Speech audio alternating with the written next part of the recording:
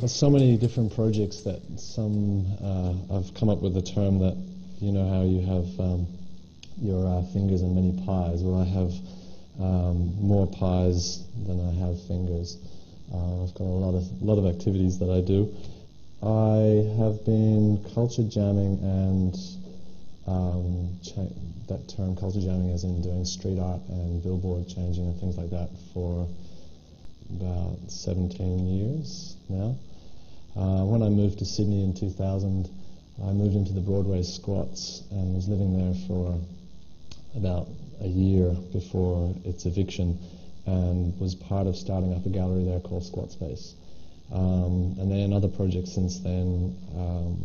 In 2004, I was part of a project called the Network of Uncollectible Artists, which was a response to a listing of Australia's 50 most collectible artists in Art Collector magazine.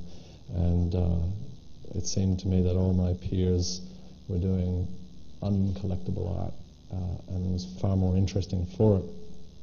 And so we made a set of 50 collectible bubblegum cards and called it Australia's 50 Most Uncollectible Artists, the Bubblegum Card Series, and called ourselves NUCA, and started a network of people doing that kind of work. The issue that I want to talk mostly, and what I've been writing a little bit about recently, is not so much what art or what activist art would be about, because I've made activist art about many different things, but actually just the ability to even do it at all in an expensive city. So I kind of want to talk about affordability of space for people who make cultural expression, and I'm particularly interested in making that broader than just career artists. There's a few ventures around town that are replicating what Squat Space tried to do 10 years ago, and providing free empty space to artists. You might have heard of them. One's the Fraser's development in the Queen Street Studios. The other is the depot where I just came from, which is First Draft's depot down in Woolloomooloo. And amazingly, 10 years after, this is something that the Broadway Squatters fought tooth and nail for, and nearly lost against South Sydney Council at the time, which is now melded into Sydney Council. This idea is really popular all of a sudden. But what I want to talk about is what they've stripped out of the kind of achievements of the Broadway Squats. What they've stripped out is just these opportunities are for artists only. They're trying to provide much needed, affordable space for artists.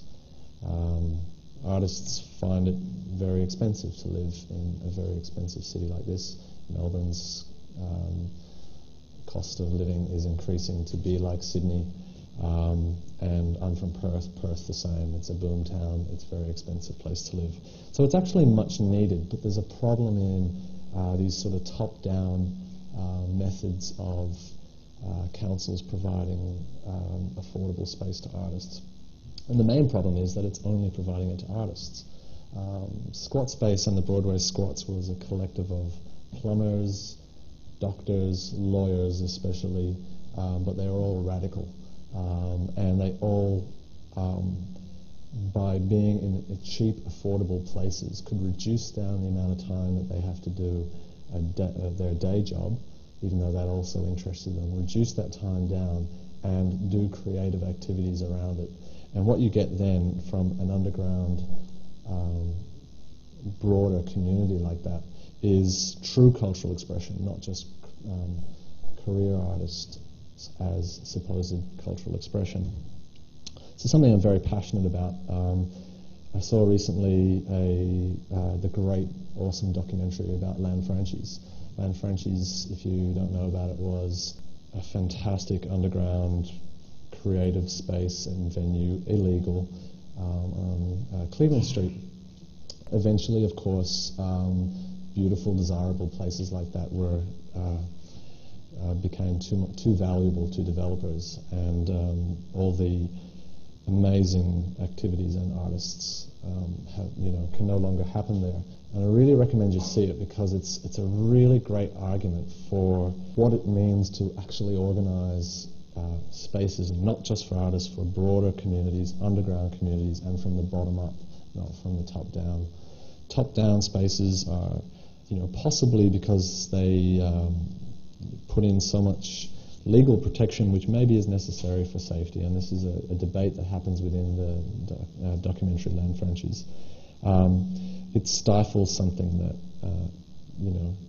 comes from the bottom up. So you have spaces like Fraser's and spaces like First Draft Depot, and there's a new one up in Leichhardt Council are getting onto this now, and but they're a little bit different. They've approached activists who run this space, and instead of just art studios, what you're going to have up there is bicycle workshops, gig spaces.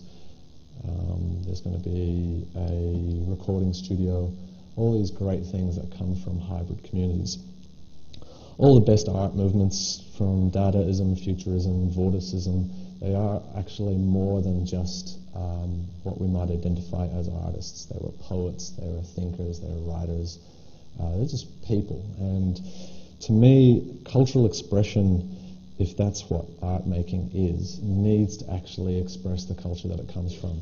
If everybody else of an underground has to move out, but you retain what might be the most professional of artists and give them some free space, they no longer can